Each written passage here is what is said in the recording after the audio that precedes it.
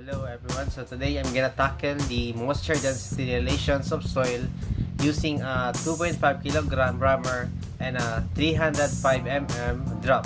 So the significance and use of this method is it is intended for determining the relation between the moisture content and density of soils compacted in a mold a given size with a 2.5 kilogram rammer dropped from a height of 305 mm.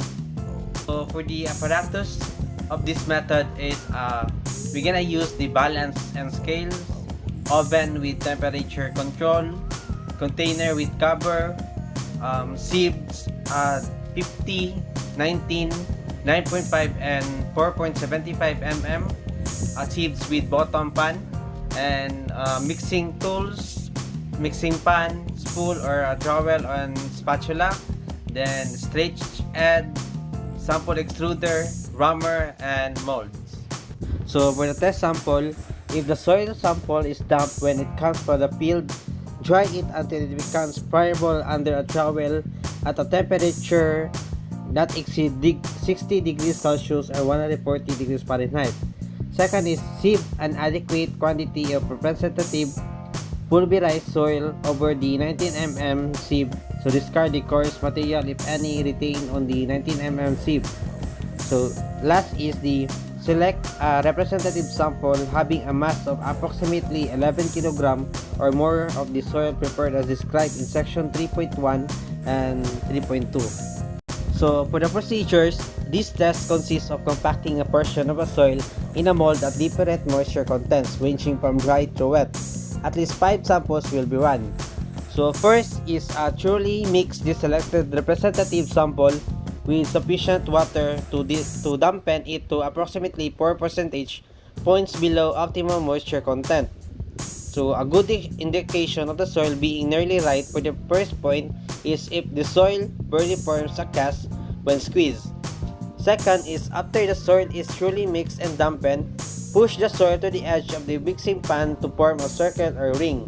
So scoop out a portion of the soil ring from 4 opposite sections. So this will provide a good representative sample for one layer. Third is form a specimen by compacting the prepared soil in the 100 mm mold with collar attached in 3 approximately equal layers to give a total compacted depth of about 127 mm. So compact each layer by 25 uniformly distributed blows from the rammer dropping free from a height of 305 mm above elevation of the soil when a sleeve type rammer is used. Fourth is a following compaction. The top or final layer should be about 12.5 mm over the top of the mold when the collar is removed. Sixth is fifth is clean all loose material from the mold and then weigh the mold and moist soil in kilograms to the nearest 5 grams. The sixth is remove the material from the mold and slice vertically through the center. Take a representative sample of the material from one of the cut faces and weigh immediately and dry in an oven at 110 plus minus 5 degrees Celsius for at least 12 hours or constant weight to determine the moisture content.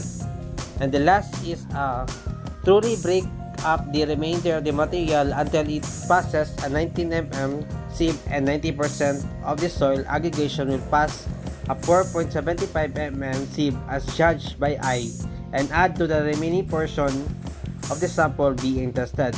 So add water in sufficient amounts to increase the moisture content of the soil by 1 or 2 percentage points.